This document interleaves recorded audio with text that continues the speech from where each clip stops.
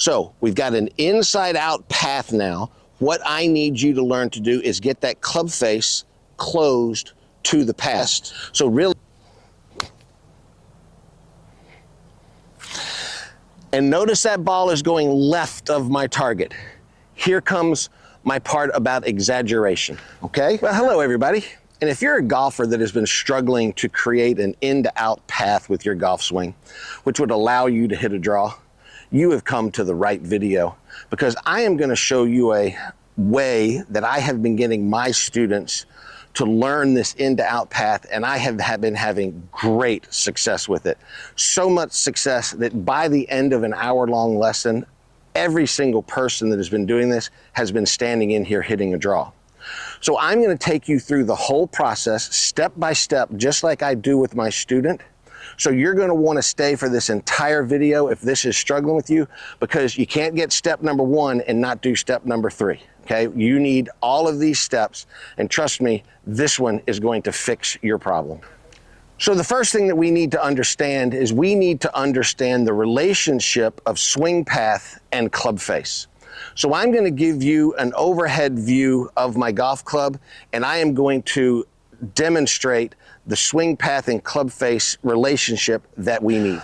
Okay, so let's talk about the swing path that you have and what's going on. So if you're struggling with an in to out path, I am sure, have an out to in path. And that is a swing path that is moving from outside the ball back to the inside of the golf ball. Now, here's where the brain in golf really messes us up. The brain never ever fixes the path. And if you have this out to in path, the brain's only going to mess with your club face and your alignment. So if I had a path that is out to in and my club face was square to the path, what kind of shot would I hit? Well, it would just be a straight pull to the left for us right-handed golfers. For you left-handed golfers, it's going to be a pull to the right. So what do I mean by what the brain is going to do? Well, the brain doesn't fix the path. The brain just sees the ball is going to the left. And now the brain, what it does is it opens the face to the path. So now if I have a path that's out to in with a face that is open to the path, it produces spin this way, which creates your slice, okay? So now your golf ball is going to the right. You are hitting a pull slice that is ending up right of your target line. Now, here's where the brain steps in next. What does the brain do? The brain tells you you're not aiming correctly, and you start aiming your feet more and more to the left, which then creates a bigger out to in path, which makes you open the face more. So what we have to do here is we have to change the path of our golf swing so that we can then change the club face relationship to that path. And remember, folks, right here, path must come first. So we need a path that is going from in to out, okay? If I make this swing in to out and my club face stays square to the path, I am just going to hit a push to the right. You left-handed people, you would hit a push to the left, okay? If you do this with your normal open club face with a path that's in to out, you're going to hit a very weak slice over there to the right that's going to go. And I need y'all to listen to this very carefully right here. This is one of the barriers that keeps you and prevents you from fixing your swing path. Because people, what shot do you hate the most? For you right-handed golfers that hit slices, you hate that ball to go to the right. So now I'm making you swing to the right, and your golf ball is going to be going to the right. Your brain is saying, this is stupid. I don't like my ball to go to the right. Why am I swinging to the right? But you got to stick with me here, and let's talk more about the face, and then let me show you how we're going to fix this by hitting some golf balls. Okay, so back to the club face and the path. So we've got an inside out path now. What I need you to learn to do is get that club face closed to the path.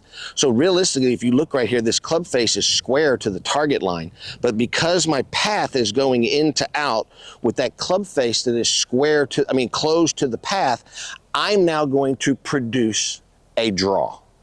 This is where we have to get to, an in to out path with a club face that is slightly closed to the path. Okay, so now we have the explanation. What am I doing in my golf lesson with my students that's allowing them to achieve so much success?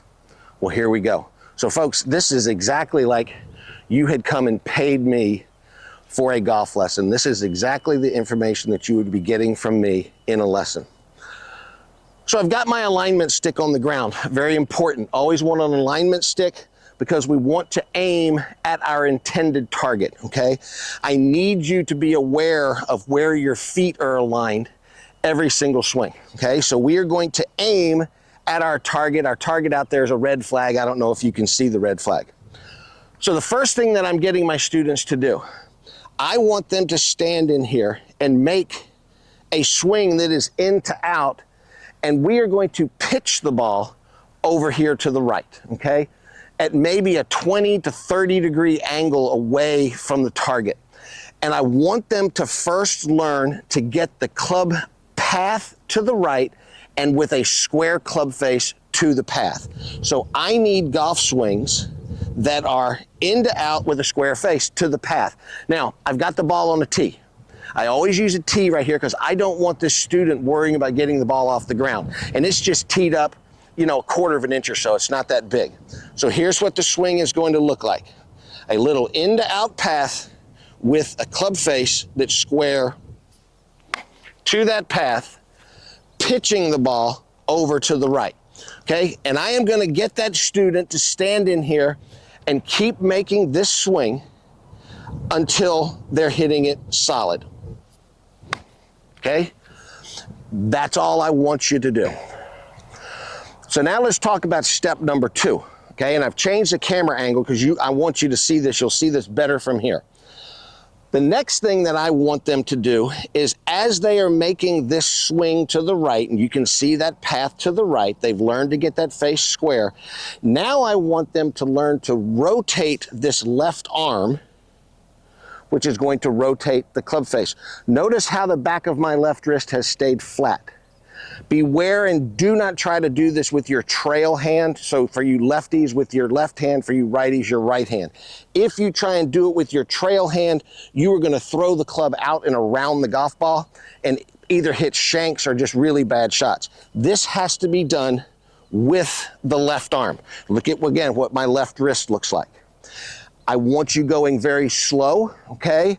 Let your chest rotate at the same time. So we are really letting our chest rotate and that left arm rotate. And here's what it's going to look like. Look at the condition of my left wrist. So I want you to see what this looks like back here because I'll have the shot tracer here. I want you to see what's happening to my golf ball. Okay, I'm aimed square. I'm swinging in to out. And I'm going to rotate that club face with my left arm and my chest.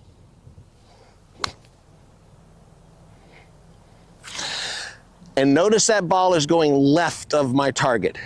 Here comes my part about exaggeration, okay? I want my students here to exaggerate these motions. That swing that I'm making is a little bit too much in to out for regular golf purposes, and I'm rotating that club face too much. Why do I want my student to exaggerate? Because they've never made this motion before. They have never swung the club in to out and rotated the club face. They don't know what it feels like. Their brain likes their old golf swing. It feels good. If they're just standing out there trying to hit a good shot that goes straight, they're never going to solve the problem. So I want them in here hitting balls that are curving too much. So through exaggeration, they are developing the feel that I need. They are developing the feel of the path. They are learning to control the club face. Here again, in to out, rotate my arms, ball curving to the left. Now, once they get this and they're hitting it solid, now all they have to do is start to back off of how much they're rotating their left wrist. Okay, I still want them in to out, but don't rotate the left wrist as much. Okay, now, great example here. And I wanted to do that. I didn't do it on purpose, but I'm glad I did that. Because this is what happens in the lesson. All of a sudden I say, okay, don't rotate your arm quite enough, or as much. And they hang one out there to the right. And they kind of say, well, what did I do? And I said, that time you just didn't rotate your left arm enough. That was the situation of the club face was square to the path.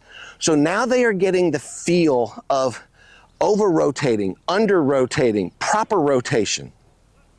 They're learning to control this club face, which they have never had any control over the club face before. And I tell them this is a good thing, because now when you get on the golf course, after you've learned this, you can now move your golf ball around. Let's say I have a tree out here and I need to hook one around a tree. I can now do it because I've practiced and I know what it feels like to rotate my arm enough to get that ball to curve to the left. If I need to fade one or push one, I know what to do. I know how to control my club face. So just stand in there and continue to hit balls. Now, one more little bit of advice. As you notice, my swing got a little bit bigger here towards the last few shots than the first shots. And if you find yourself where all of a sudden you can't hit it solid anymore, back your swing back down. Get that swing back smaller so you're having success. Gradually increase the size of your speed of your swing so you continue to have success. So one more time, what am I trying to do? A swing path in to out with a club face that gets close to that path by the rotation of my left arm and by the rotation of my body, and I am learning to control this club face. Okay? Not the best shot in the world right there. Again, wasn't solid. But what was the ball doing? The ball was doing what I wanted to do. It was curving to the left. So this is where your patience has to come into play. You have to be patient with this process because you're doing something totally different than what you've done before. We've changed the face, we're changing the path. Everything is the opposite of what you've done before. You are not going to hit every shot solid. Okay, one more shot. Right on line with that one. Well, there you have it. If you want an in to out path, there is a method that I have had success with. I'm telling you, 95% or more of the students that I have done this with. The reason I thought about this video is because I've had 4 students in the last 2 days that we've done this with. Every single one of them is hitting the best shots that they have ever hit in their life, and every one of them has said that, oh my gosh, that's the best golf shot I have ever hit in my life. And I want you to have that same success. So be patient, go through this process in the order that I told you to do it, step by step. Swing path first, then swing path and club face, then gradually increase your swing. If you have trouble, back it back down. Well, folks, I want you to go try this, and after you've tried this, after your first practice session, I want you to come back in here and leave me a comment. I want to know how this worked for you. And if you have questions and it didn't work for some reason, ask me and I will answer them. Well, thank you so much for coming into this video. And if you think this has helped you, hit that subscribe button, because this is what I do on this channel. I try and give you good sound golf advice that's going to improve your game and make you a better golfer. So folks, good luck in your golfing, and I'll see you in the next video.